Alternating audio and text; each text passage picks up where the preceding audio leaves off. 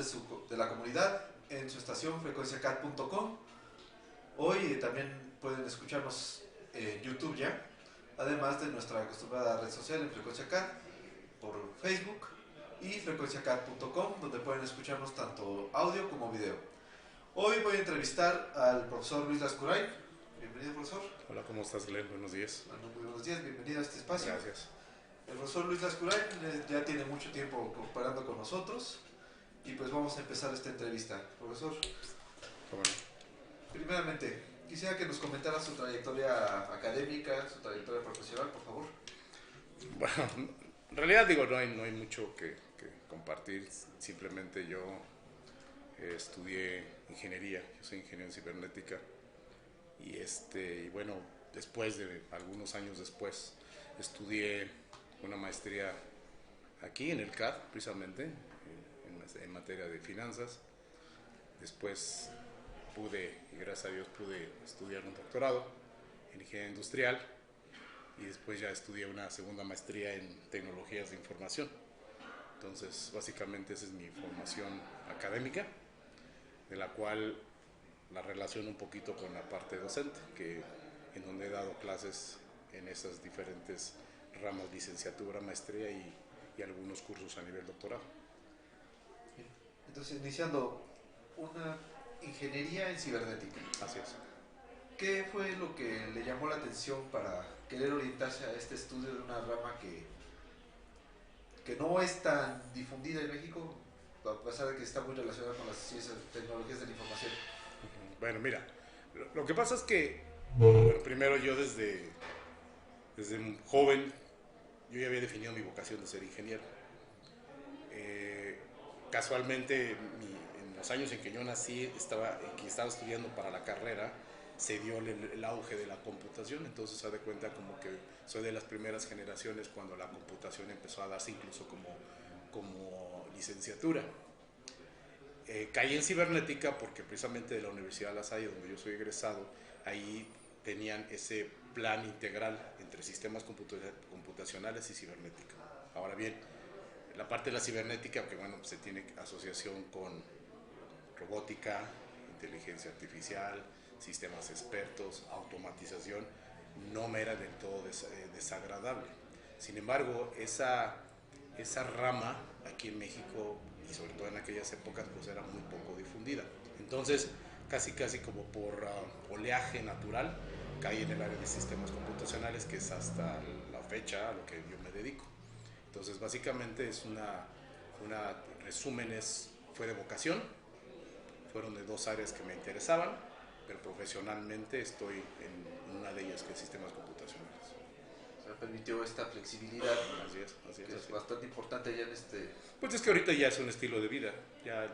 O sea, te estoy hablando, cuando yo estudiaba mi carrera en los años de los 90, pues obviamente no estaba tan ampliamente difundido los sistemas como hoy.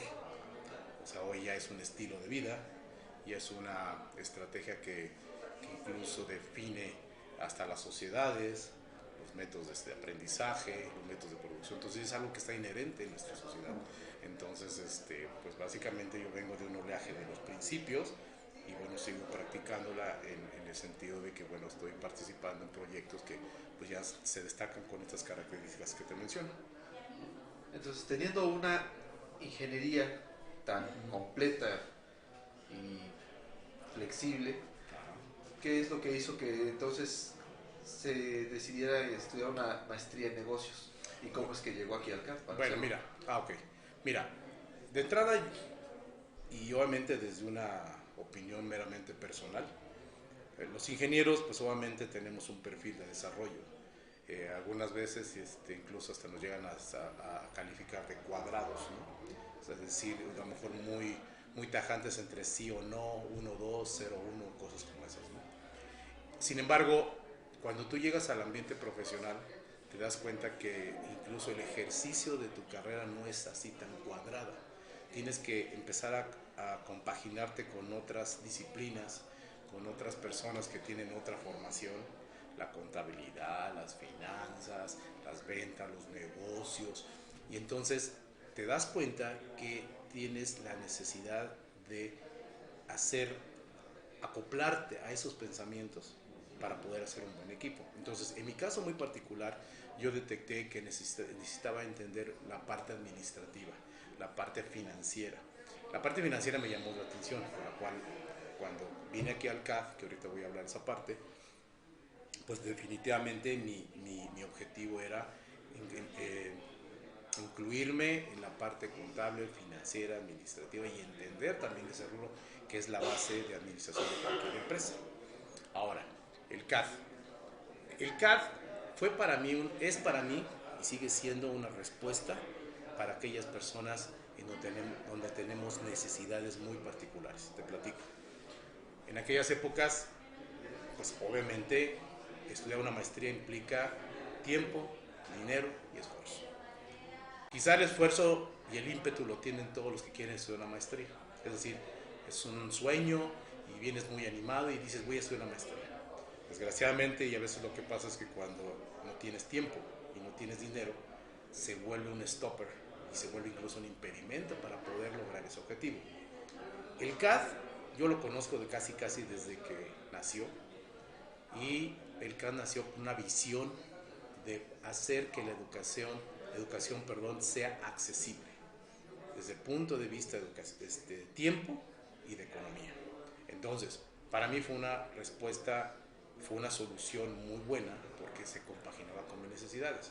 Ahora, cuando uno habla de que un programa es accesible, no estoy hablando de que sea barato, simple y sencillamente es de que sea a precios justos para que una comunidad que tiene esa necesidad pueda culminar sus estudios o sus sueños, ¿sí? Bajo los aspectos que los rigen en cuanto a su economía, sus estados de tiempo, etcétera, etcétera. Ahora, la educación no debe de ser pues sinónimo de que sea caro, o sea, que tengas que derrochar dinero. Claro, en todas las universidades aquí en México y en Estados Unidos y en cualquier otra parte del mundo hay de diferentes precios y muchas veces llegamos a pensar de manera indirecta que nos va a costar y nos va a costar caro. Aquí el tema es que el CAD no nació así. Entonces para mí pues fue como que un anillo al dedo. Además, la segunda opción que tuve es que tuve muy buenos maestros de detalle internacional. Incluso en aquella época a mí me tocó tener maestros extranjeros y que obviamente cuando tú tienes una persona que está fuera del sistema mexicano de tu propio país, pues obviamente viene con una filosofía totalmente diferente, con una mentalidad y aprendes mucho. Entonces se dio que conozco al CAD, se dio que tenía el ímpetu de seguir con mis estudios, pude afrontarlo, pues obviamente fue como un regalo. Entonces el CAD siempre ha tenido y siempre comulgado de que la educación debe ser accesible.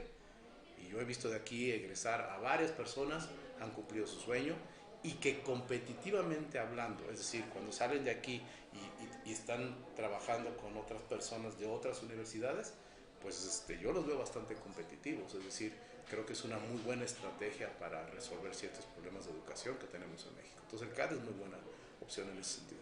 O sea, a pesar de que no somos una escuela grande, No. pero como aquí menciona el profesor, es una escuela que se ha abierto camino y ha estado marcando su presencia en el ámbito educativo. Así es. No solamente de la ciudad, tenemos gente que se ha ido a otros lados, gente que se ha ido a otros países y están creciendo tanto a nivel personal como también crecieron a nivel académico gracias a las herramientas que pudieron obtener con nosotros.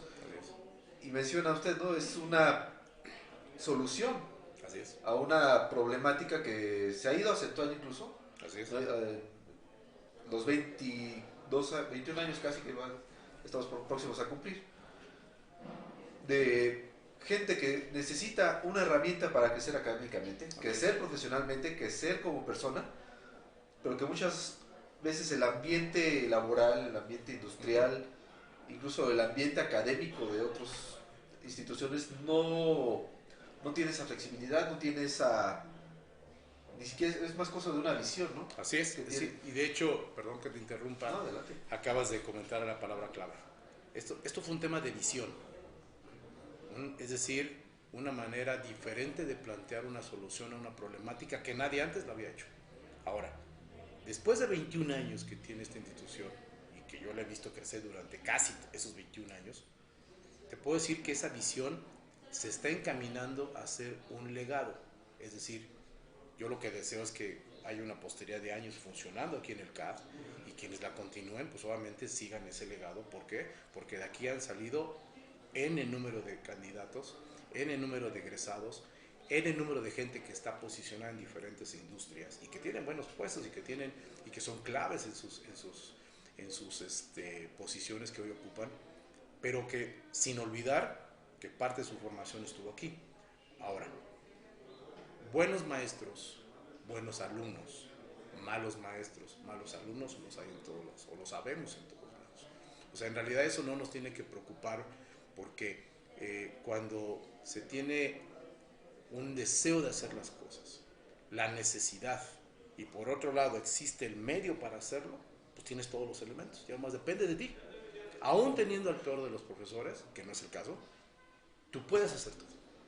Entonces, en realidad aquí lo que se necesita es un poquito de estructura, que es esto, aquí el CAD, y por el otro lado se necesita un poco más de voluntad, ¿sí? De voluntad. Y no se trata de inteligencia, no estoy hablando de inteligencia, estoy hablando de voluntad, de una necesidad, de un ímpetu, de que quieras hacer las cosas. Y si tú las quieres hacer, pues claro que vas a ser buen alumno, claro que vas a ser un excelente profesor, claro que vas a ser una excelente persona, un buen empleado, etc. Es básicamente la fábula de la tortuga y la liebre, ¿no?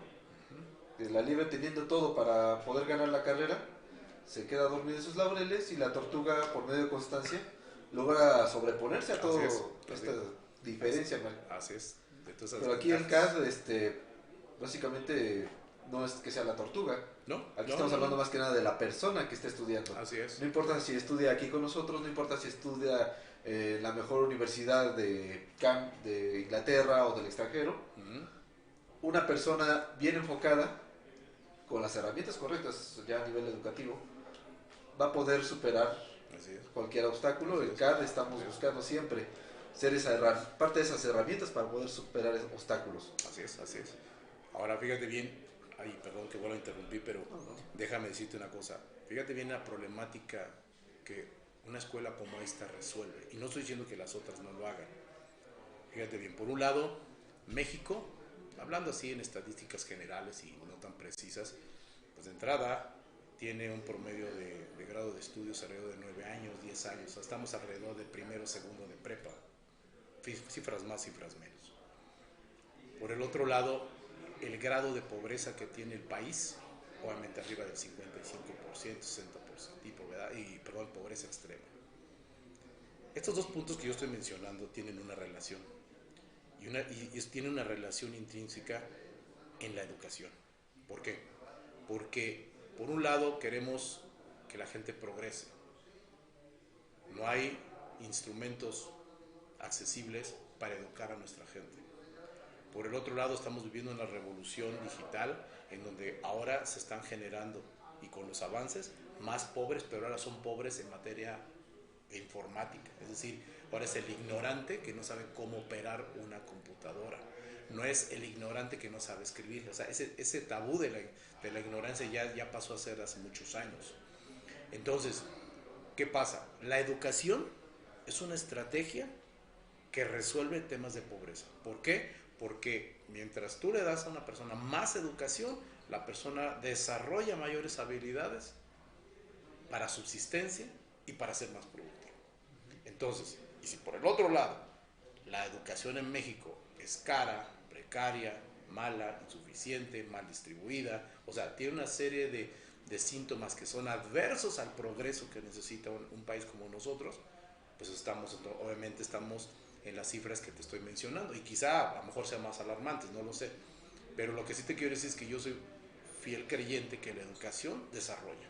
La educación abate la pobreza y obviamente nos hace más productivos. Entonces, el CAD nace con esa visión, pues por supuesto que ya está la estructura para hacerse. Lo que falta es la voluntad, lo que falta es el esfuerzo, lo que falta la buena persona que quiera ser un buen estudiante. Y después, cuando sales tú de un grado, por ejemplo, en este caso la maestría, pues ahora tienes la obligación de tú enseñar y encaminar a otras personas a que hagan exactamente lo mismo.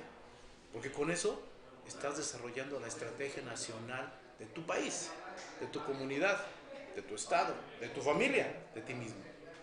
Y precisamente una de las cosas que creo que usted me podrá confirmar, aquí en el CAD una de las cosas que se insiste y que uno enfrenta al estudiar cualquier nivel académico es que nuestro modelo educativo también nos ayuda a romper paradigmas. Totalmente. Y son esos paradigmas los que luego vienen como parte de una educación insuficiente o incluso corrompida por algún sistema que le conviene que llegue a, que la gente no sepa, ¿no? Así es, así es. De hecho, nuestro eslogan, y lo pueden ver aquí en el fondo, es la educación cambia vidas. Así es, así es. Y bueno, lo que me lleva a la siguiente pregunta. Habiendo entrado aquí al CAD, ¿cuál fue, cómo vio los, qué tan pronto vio los cambios que la educación que estaba usted adquiriendo aquí se manifestaban en su vida?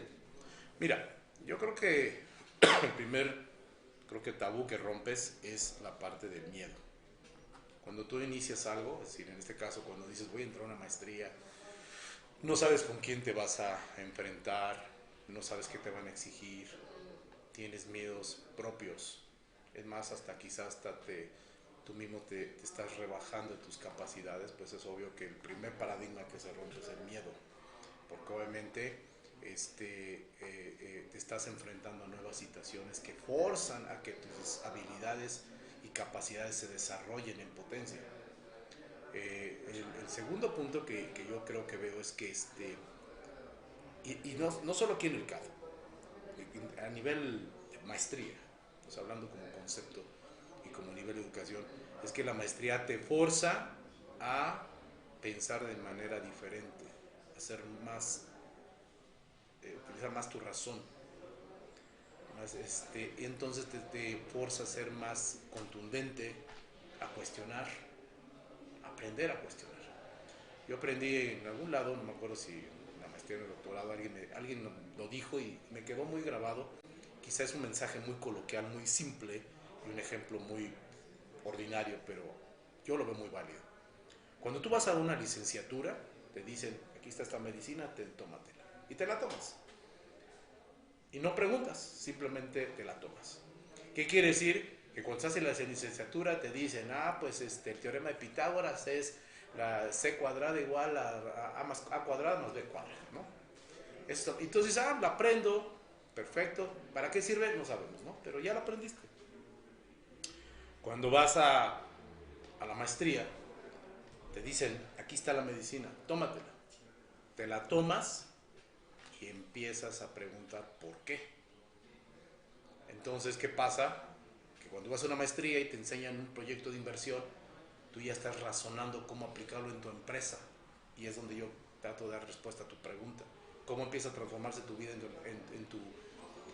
cómo empieza a transformar la maestría tu vida profesional? Es porque te pone a pensar.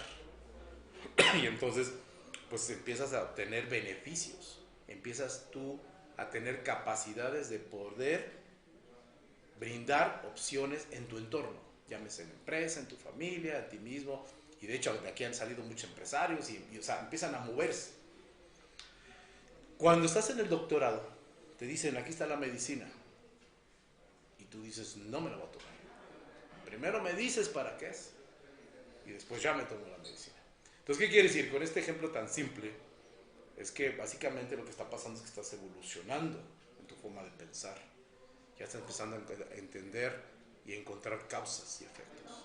Y sobre todo a valorar esas causas y efectos. Entonces, vienes a una maestría, vienes al CAD, empiezas a tener materias de proyectos de inversión, de negocios, etcétera, etcétera, incluso hasta de tecnologías de información. Pues por supuesto que vas a regresar a tu casa, a tu negocio, a tu empresa y le vas a tener que buscar una utilidad. Empiezas a pensar, empiezas a producir. Hay gente que se queda en el intento, por supuesto hay gente que no lo intenta, pero hay gente que son muy exitosos. Aquí yo conozco varios alumnos que han emprendido su empresa tomando conceptos de las materias que han tomado, o de lo que se dedicó un profesor, o de lo que un profesor les sugirió. Pues aquí es un entorno muy rico de ideas, mucho.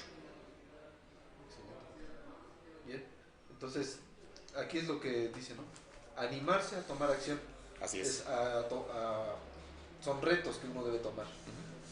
Entonces, siguiendo con esta temática de los retos, en su trayectoria profesional, ¿cuál ha sido el mayor reto con el que se ha tenido que enfrentar?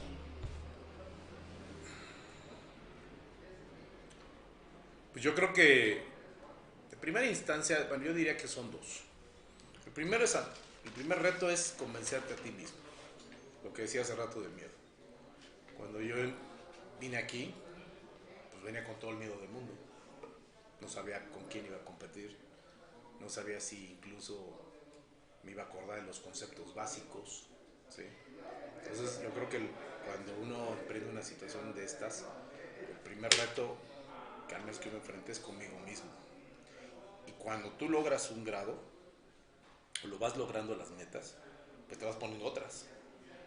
Por ejemplo, yo en mi caso, sí dije, bueno, pues voy a ver hasta dónde puedo llevar mi nivel de educación, hasta dónde lo voy a llevar. Ya con lo que te platiqué al principio de esta entrevista, bueno, esto fue lo que logré, pero porque fue vencerme a mí mismo. Entonces el primer reto soy yo. El segundo, pues yo creo que ha sido la vida misma, en el sentido de que dependiendo de la edad, es decir, si estás entre los 20 y los 30, bueno, pues tienes una serie de retos, ¿no? En donde te estás iniciando, a lo mejor te acabas de casar, a lo mejor tienes que empezar a buscar un trabajo donde te tienes que empezar a hacer estancia, ¿no? Tener permanencia. Si estás de 30 a los 40, bueno, pues obviamente que las necesidades básicas de los hijos, que una casa, etcétera, etcétera. Cuando estás de los 40 a los 50, pues ya empezar a madurar en un negocio. Entonces, todos los retos que he tenido pues han sido propios de mi misma edad, que yo creo que cualquier otra persona lo tiene. Sin embargo, yo creo que el mayor es, te podría decir, es con los mismos temores de mi persona. Ahora, la semana pasada preguntaba sobre algo parecido al fracaso, pero más bien lo convertimos en esa oportunidad de crecimiento que vino a partir de un esfuerzo, bueno, un esfuerzo que no dio lo esperado, pero sí dio un aprendizaje. ¿Qué podemos mencionar al respecto? Mira, el fracaso, yo creo que a nadie nos gusta el fracaso. El fracaso no nos gusta a nadie. A mí, por supuesto que me genera mucho ruido personal. Sin embargo, te voy a decir, el fracaso es necesario. Te voy a decir por qué. Alva Edison, que inventó la bombilla eléctrica, tuvo que hacer, y así está documentado en internet, más de 10,000 pruebas para que podamos tener nosotros luz eléctrica. Entonces, ¿qué quiere decir? Qué padre sería que en nuestra vida que todo nos saliera a la primera. Pues seguramente vamos a ser una persona bien ególatra, egocéntrica, falta de sensibilidad, porque no hemos, precisamente por esa falta de experimentar el fracaso y de tener que reinventarte, pues obviamente eso te hace más duro y más cuadrado. Las personas que han fracasado son las que han llegado a mejores resultados que los que no han fracasado. Te lo puedo decir y te lo garantizo. Hay muchos casos, muchos.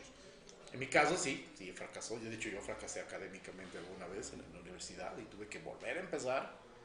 Y ya de cuenta que son de las cosas que a mí no me da pena decirlo, al contrario, lo digo cada vez que lo puedo mencionar y que está el foro, porque si yo no hubiera fracasado, pues a lo mejor no hubiera llegado al doctorado, porque como me hubiera confiado, me hubiera vuelto una persona de corazón duro, insensible y sumamente ególatra. Entonces el fracaso es una escuela, es un aspecto de aprendizaje importantísimo y que tenemos que vivir con él y tenemos que experimentarlo, sí. Sí, es lo que dice, ¿no? Luego hay quienes mencionan que hay empresas que no contratan a los que tienen el promedio perfecto. Exacto. Porque precisamente saben que a cualquier fallita van a perder el control. Mientras que los que tienen un promedio no reprobatorio, ni marginalmente aprobatorio, pero sí. Son los que saben poner el buen esfuerzo, son los que saben solucionar problemas, son los que saben poner ese cerebro, no a aprenderse y memorizar todo, sino a interpretar la información. Así es. Fíjate que de hecho, yo siempre que llega a una empresa o que tengo la oportunidad de entrevistar a una persona, o que simplemente conozco que es una persona que viene con promedio de 10, o que es un erudito, una persona con un coeficiente intelectual muy alto, la primera pregunta que yo me hago, bueno, ¿y dónde se le da cuerda para sacarle todos esos conocimientos?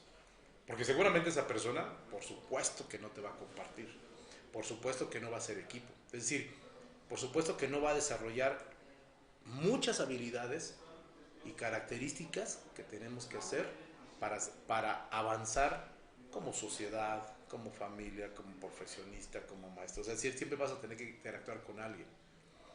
A mí de nada me sirve que tú seas una persona, digo, siendo como ejemplo muy inteligente, y que tengas un cúmulo de conocimientos aquí en tu cabecita, si no sé cómo sacártelos. ¿Sí me explico? Sí. En cambio, la actitud de aprender, la actitud de que a lo mejor pues, no sabes de todo, pero tienes la actitud de iniciar y la humildad de poder hacer equipo a costa de un aprendizaje, eso creo que es una característica muy buena para el empleado, para el estudiante, para nosotros como personas. Sí, es importante. Y más ahora, ¿no? Se habla mucho de la economía colaborativa, Así de es. que tal empresa hizo tal, pero lo hizo con un equipo. O sea, Así es. Tal innovación fue por un equipo, tal, incluso Apple, ¿no? Exacto. Steve Jobs se le reconoce como un gran líder empresarial. Como persona, si uno lee su biografía, se entera que hay ciertos aspectos que no lo hace una persona agradable. Así es. Pero Steve Jobs sabía salir a detectar a ese proyecto me va a servir, este proyecto me va a servir, vete para acá, vas a trabajar con ellos. Y ellos traen estas otras ideas. Así es. Eso es lo importante ahorita. Eso. Así es.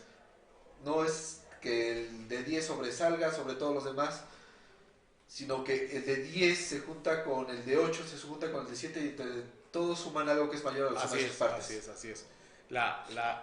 Hoy en día, dentro de nuestro lenguaje corporativo, si quieres llamarlo así, hay palabras clave. Una es el empowerment, sumatoria de los esfuerzos de un equipo para lograr un fin. La otra palabra clave es la sinergia, es decir, que yo me adicione al esfuerzo de un equipo para obviamente lograr más fácil el objetivo. Estamos hablando obviamente de colaboración. Y colaboración significa hacer cuando tienes que hacer y dejar hacer a las otras personas lo que tienen que hacer. O sea, no eres tú el artista principal de un equipo. Por ejemplo, a lo mejor voy a dar un mal ejemplo y a lo mejor muchas personas que nos escuchan no van a estar de acuerdo del todo, pero yo soy fiel creyente que, por ejemplo, Estados Unidos, porque es una potencia en deportes, es porque trabajan en equipo. México es muy bueno, pero en el deporte individual, en el box, la estrella de fútbol, ¿sí? Pero porque no entendemos que si nosotros sumáramos esfuerzos, no necesariamente 1 más 1 va a ser igual a 2, puede ser 1 más 1 puede ser igual a 4, porque a lo mejor el esfuerzo individual se puede triplicar cuando ya esté en convivencia con otra persona. Se vuelve algo exponencial. Exactamente. Entonces, ¿por qué Estados Unidos siempre gana? Pues no es porque ni sean más altos, ni porque tengan mejor alimentación, ni porque sean más inteligentes. Por supuesto que no. Somos seres humanos, todos tenemos las mismas capacidades y fuimos diseñados igualitos. El tema es la serie de habilidades, tanto mentales como físicas, que ellos ponen en la mesa y con la cual logran sus objetivos. El día que México piense diferente así, pues obviamente vamos a tener mega empresas, mega escuelas, mega alumnos, mega familias, ¿no? Porque van a lograr más fácilmente el objetivo. Y no es que estas personas que menciona que son personas, individuos, que logran brillar, no merezcan no brillar. Simplemente es el resto de la población el que también tiene que cambiar esa mentalidad para poder brillar junto o a nivel de ellos. Así es. Por ejemplo, Michael Jordan, todo el mundo lo conoce. Sí, es el mejor basquetbolista y yo estoy de acuerdo. Pero si Michael Jordan no hubiera estado en torno a un Scottie Pippen, a un Dennis Rodman, a un entrenador que se llama Phil Jackson, o sea, si no hubiera tenido ese entorno, Michael Jackson, con todas sus habilidades individuales, no hubiera logrado donde está. Sí, o sea, eso es equipo. Básquetbol son 5 contra 5, no 5 contra 1. Exacto, a lo mejor los otros 4 hacen lo necesario para que uno brille. Perfecto, ese es trabajo en equipo. Porque eres él es el que va a hacer el mejor tiro en el último segundo, él es el que tiene la mayor certeza, ¿sí? Él es el bueno para ejecutar. Pero los demás tienen que cooperar. Pues te digo que cuando hacer sinergia y hacer colaboración no significa que tú tienes que hacer todo. Tú cuando tengas que hacer tu parte, la haces y la haces bien. Y haces el camino para que el otro se le facilite su demás trabajo. Entonces, esas son palabras claves en la empresa. Esas son palabras claves en la empresa. Y obviamente también hay que meterle un tinte de valor. Valores, ¿a qué me refiero? Humildad. Hay que ser humildes. Hay que saber reconocer que hay una persona mejor que tú, ¿no? Obviamente, respeto. La lealtad. La lealtad es importantísimo. Y sobre todo, una de las cosas que nunca debemos de perder se llama la confianza. Hay que confiar en el otro. Yo creo que aquí lo que puede englobar todo esto que estamos mencionando es un término que se ha desarrollado mucho en estos últimos años, que es el liderazgo, ¿no? Así es. Es el líder el que puede buscar las virtudes de A, más las virtudes del sujeto B, más las virtudes del sujeto C, para sacar un proyecto que ninguno de estas que pudo haber listado había sacado. Es como Oppenheimer, el que dirigió el proyecto Manhattan, la bomba atómica americana. Él no era el más brillante de los científicos que estaban ahí involucrados, pero él fue el que supo coordinar todo este esfuerzo, y sin el cual la historia del mundo habría cambiado de manera muy drástica, ¿no? A lo que conocemos ahora. Así es. Y precisamente lo que tú acabas de mencionar me acaba de recordar que en el liderazgo, hay muchas definiciones de liderazgo y hay toda una serie de teorías, cursos, etcétera, etcétera. Pero yo me acuerdo cuando alguna vez me tocó pues leer algo al respecto. Hay un liderazgo que se llama liderazgo de quinto nivel. ¿Qué quiere decir liderazgo de quinto nivel? Es una serie de, es una pirámide donde vas cumpliendo una serie de fases. Y el último nivel es humildad. El líder tiene que tener la humildad de que el que viene abajo, catapultarlo para subir. Y que sea mejor que tú. Que sea mejor que tú. Entonces, ese liderazgo de quinto nivel tiene obviamente un matiz de humildad. Y obviamente tiene incluso una finalidad. Un líder no solo hace que las personas hagan lo que él quiere, no nomás hace sinergias entre los aspectos positivos de una persona. ¿Sabes lo que hace también un líder? Un líder hace líderes. Entonces tu misión, y esto yo lo mencioné hace ratito, cuando tú terminas la maestría, pues ahora tienes que enseñarle a otro, porque tiene que ser la cadena. Lo mismo, el líder tiene que empezar a formar líderes y pues lanzar al mundo más líderes, porque lo que necesitamos es eso. Necesitamos que alguien nos guíe. Aun cuando tú tengas muchas capacidades o tengamos nosotros todas las aptitudes del mundo y que seamos súper inteligentes, obviamente va a llegar un momento donde alguien tiene que dirigir el rumbo de las cosas. Y eso también hay que ser humilde, aceptar, hazlo tú, ¿no? O sea, no es solamente llegar al cumplimiento de un objetivo. No. Llegar a este objetivo debe involucrar, aparte de todo lo financiera, insumos y demás, es también lograr un crecimiento dentro del equipo. Que el equipo, si el líder se llega a ir a otra empresa, llega a enfermarse, el equipo debe poder tomar. Así es. Es la analogía, es lo que significa la hidra, con ese monstruo mítico, que es una representación del ejército con un líder muy fuerte, pero al momento que ese líder cayó, surgieron más líderes que pudieron seguir la batalla. Y así es como debemos manifestarnos. Mientras que por muchas razones culturales se nos enseña, ¿no? Que para que yo gane, el otro tiene que perder. Exactamente. Y eso es una falacia total, ¿no? Porque hay una filosofía de ganar. A lo mejor la victoria no es tan deslumbrante, pero no crea malestar al final de cuentas. O el malestar, o las desventajas son menores. Así es. Y de hecho, pues el líder pues, también es un coach. Es un coacher que obviamente tiene que guiar, tiene que acompañar, tiene que enseñar, tiene que aprender. Entonces, hoy por hoy, y al final quizá todos estos temas que estamos hablando, para mi gusto, parten de una base, es educación. La educación es fundamental. Tú no puedes dejar de estudiar. Es más, yo creo que esto ya lo aprendes después de muchos años, que dices, ya terminé mi maestría o ya terminé tal grado. Ah, perfecto. Ya crees que ya lo sabes todo. Y un error que no debes de cometer es que ya te creas un producto terminado. Al contrario, cuando tú terminas la maestría, empieza tu etapa de aprendizaje. Ahí empiezas a aprender, porque tienes que empezar, lo que dices que sabes, lo tienes que empezar a echarlo a trabajar y a dar resultados. Y a lo mejor puede resultar que ni siquiera no puedes lograr resultados. Entonces, ¿qué quiere decir que no aprendiste? Pues tienes que volver, que reaprender. Entonces, tenemos que convertirnos incluso en una sociedad. Y esto, aquí, por ejemplo, hay un autor que se llama Peter Senge, que es su libro de la quinta disciplina, que es el autoaprendizaje, o el reaprendizaje, si quieres llamarlo así. Tú tienes que seguir aprendiendo. Y el aprendizaje se da de dos maneras. O se da estudiando, es decir, escuchando, yendo a una cátedra, escuchando a tu jefe, etc. O también se aprende enseñando. Es decir, en la docencia, cuando tú estás enfrente de un grupo, estás aprendiendo lo que no debes de hacer, y a lo mejor si cometiste un error, también aprendes a no volverlo a cometer. Es un aprendizaje. Exactamente. Entonces, la conclusión de todo esto, es decir, cualquier otro tema que pongamos aquí, descansa en una base que se llama educación. No puedes dejar de estudiar, jamás. Puedes a lo mejor dejar de ir a la escuela y decir, ya te me vas a la meter, bueno, ya no voy a ninguna escuela, pero tienes que seguir aprendiendo, tienes que seguir desarrollando, porque hacia arriba te falta un camino y hacia abajo vienen unos atrás. Entonces, acercarse. Libros, seminarios, mentores. Exacto. Todo eso se puede derivar escuchar de opiniones, ir a conferencias, foros. A lo mejor si hay un tema que pues, no es de tu afinidad, por ejemplo, ¿no? Pero pues dices tú, bueno, pues lo voy a escuchar. Va a contribuir.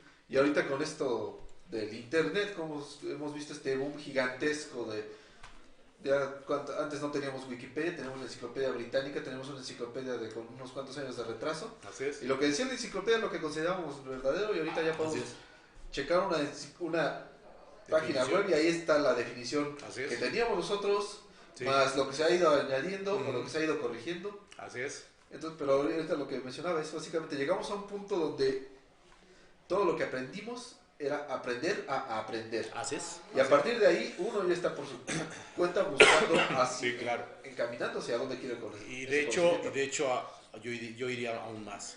Hay que desaprender, o sea, volver a como que bórrate todo lo que todo esto que sabías no es cierto. Aquí está la verdadera versión. Exactamente, hay que reaprender.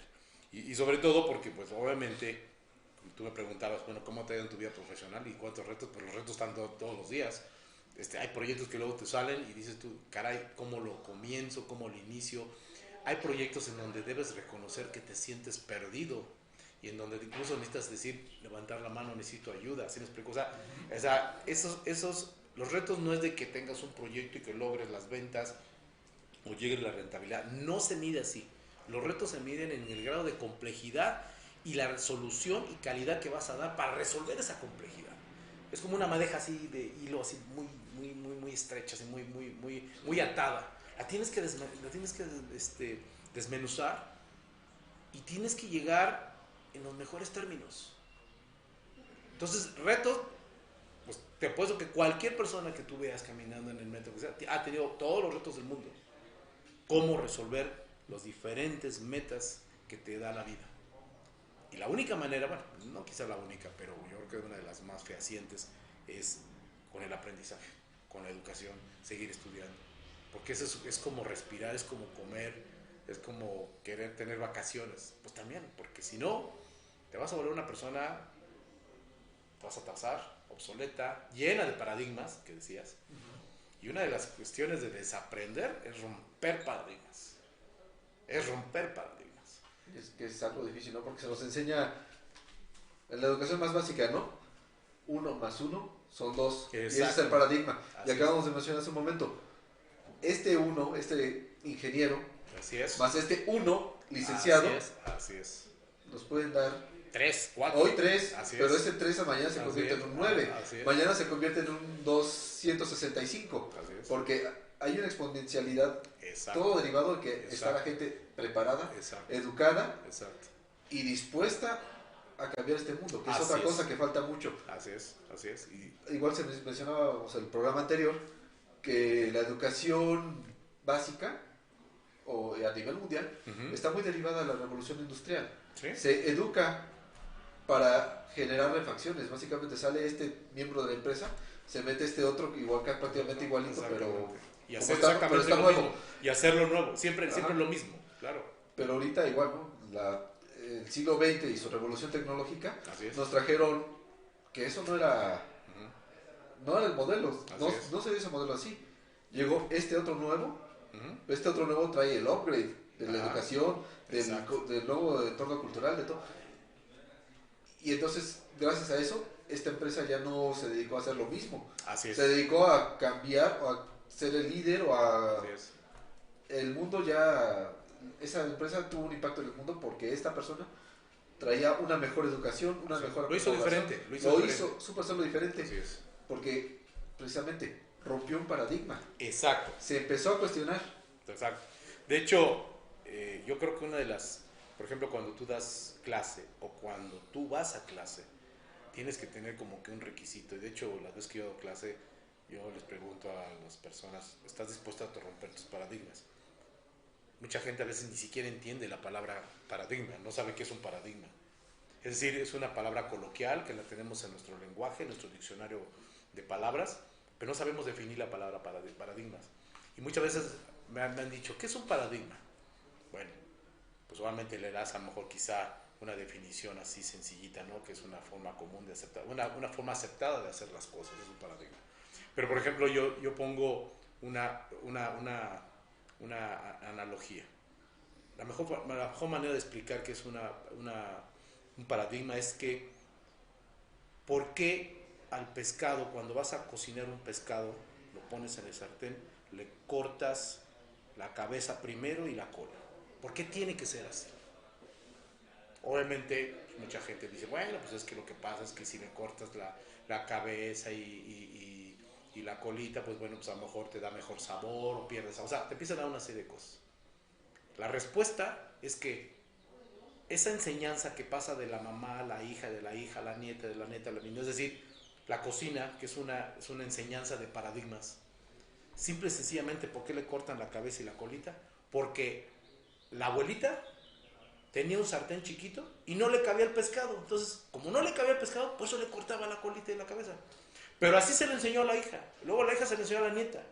Y entonces, aunque a lo mejor la nieta tiene un sartén más grande, pero simplemente porque así la educaron y porque nunca cuestionó, agarra el pescado, le corta la cabeza, le corta la colita y pone el pescado. Y dices tú, ¿por qué lo haces así? A lo mejor, no sé si con este ejemplo queda claro de que los paradigmas pues son formas comunes de aceptar y de hacer las cosas. Pero no necesariamente tiene que ser así. Cuando tú te educas, cuando vas a un curso y estás incursionando en nuevos temas, te enseñas a razonar. Razonar. Eso es lo más preciado que tiene el ser humano, porque eso es lo que nos distingue pues, de un animal, ¿no? El raciocinio. Entonces, pues ¿a qué vas a la escuela? ¿A aprender? No, a razonar. Es más, hasta razonar para aprender. Porque el esquema mexicano, por ejemplo, en mi época, yo iba a la primaria y me enseñaban las fechas, ¿no? De cuando descubrió Colón América, ¿no? Y o te hacían memorizar. Ese esquema de educación es pésimo. Porque dime cuántos, al menos yo no me acuerdo de todo lo que a mí memoricé, porque ya desmemoricé. Nunca aprendí a razonar. Sino hasta cuando llegas a una maestría, cuando llegas a otro grado, cuando ya compites con gente de otros países, cuando te das cuenta que hay gente de mayor nivel, es cuando dices tú, caray, tengo que razonar. Y eso es lo que tenemos que enseñar a nuestra gente, a razonar. Poco, mucho, no importa. El caso de 1 más 1 es igual a 2, no.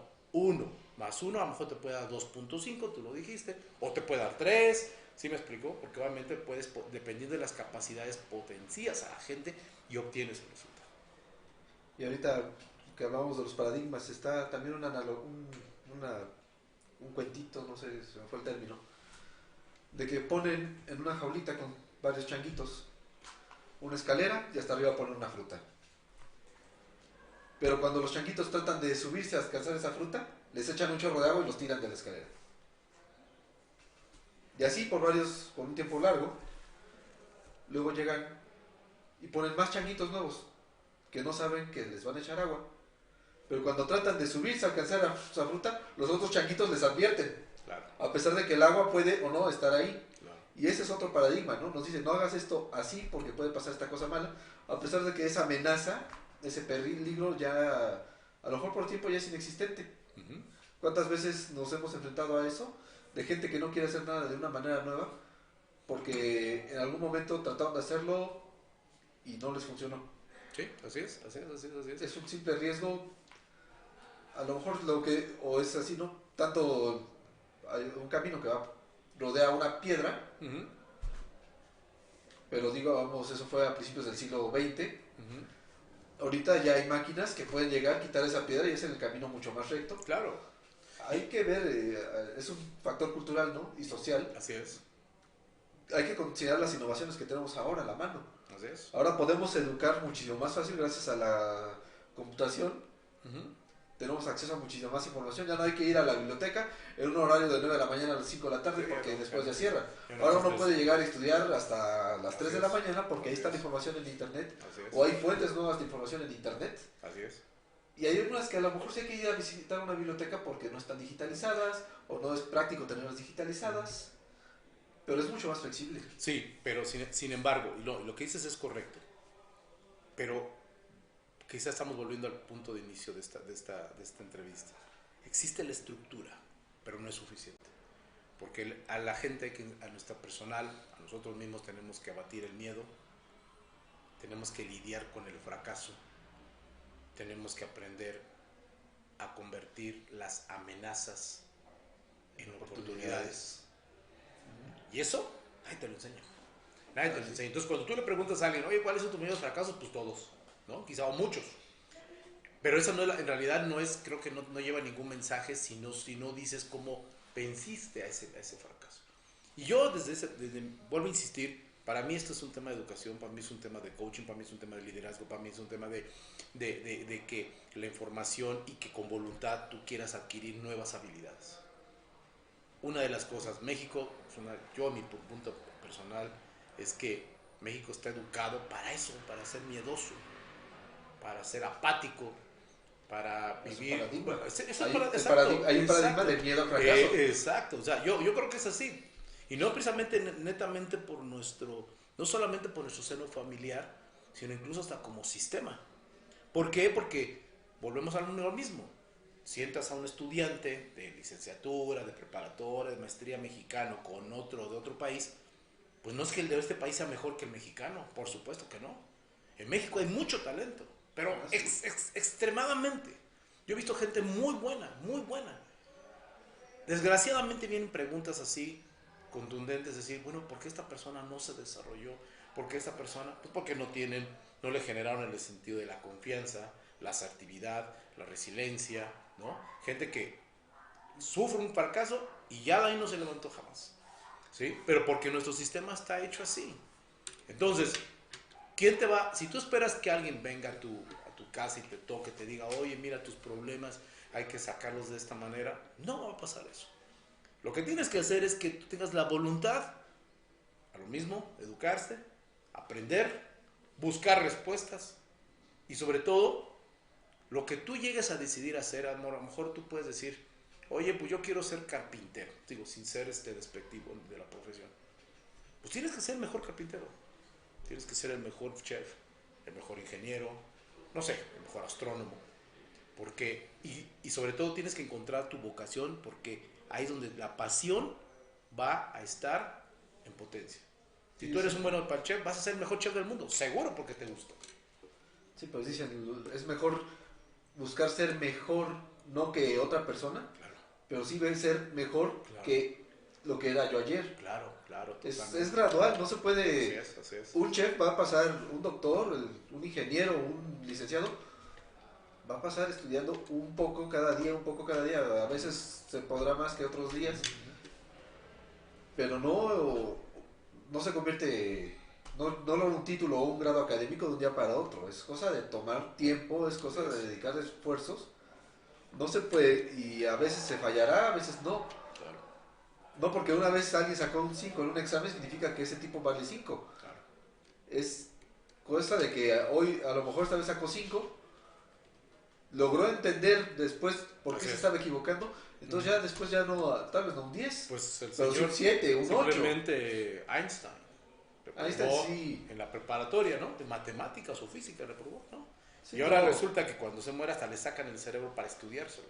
Sí, entonces, ahí está todo otro caso, pero... Ahí está, eso es lo que tú dices, ¿no?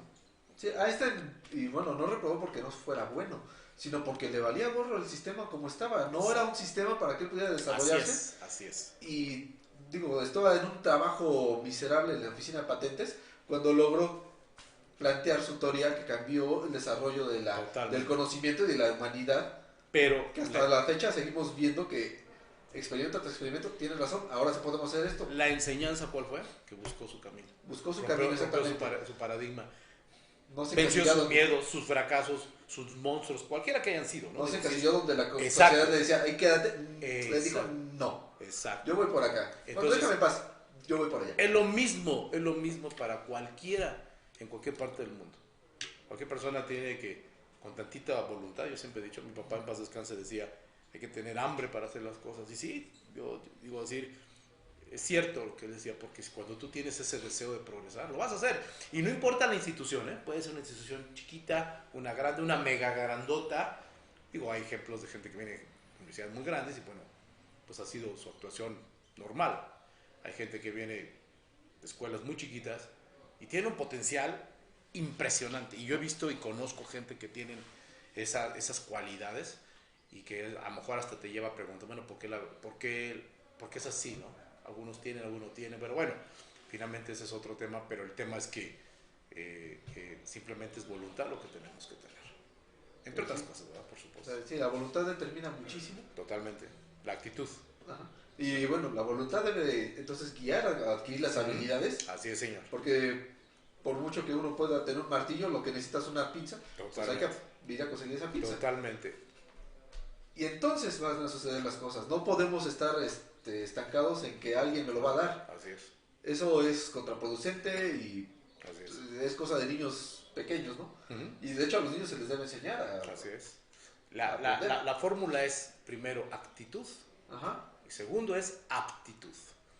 Es más fácil trabajar con una persona que tiene actitud, aunque sea un neófito, es decir, que le carezca de habilidades, porque esas habilidades las desarrollas. Pero cuando tienes un problema le das mayor peso a la aptitud, pues, y no hay actitud, por supuesto que es un verdadero problema. La gente tiene que tener la voluntad de hacer las cosas, aunque no conozca. Yo prefiero eso, toda la vida. Pues bueno, estoy viendo, se nos fue ya el tiempo de esta Muchas entrevista. Gracias. Quisiera entonces nada más pedirle que nos diera una conclusión para nuestros escuchas, y tanto los que tenemos ahorita en vivo como los que van a estar en futuros, porque esto ya queda registrado para el internet. Muy bien, pues mira, yo lo que deseo es que el CAD en la posteridad, su visión la convierta en un legado para que siga con esta misión. Es decir, acercar la educación a nuestro pueblo, a nuestros compatriotas y a otros incluso extranjeros que han venido aquí a estudiar. Porque yo comulgo mucho en que esta es una acción muy noble, entonces mi mejor mensaje para el CAD es que siga con esa visión durante todos estos años. Obviamente Dios bendiga a esta institución y a todos los que están haciendo posible, y que cualquier persona que se quiera acercar aquí al CAD, pues obviamente que vean que aquí hay algo que puedan aprender, que se pueden llevar, y también he recibido las mejores contribuciones en pro de lo que se está haciendo en esta institución. Entonces, pues felicidades, muchas gracias por la invitación, les agradezco mucho. Aquí estaremos, muchísimas gracias. Y le digo profesor porque yo tomé clase con él. Sí. El título es doctor. Muchas gracias. Muchas gracias, hasta luego.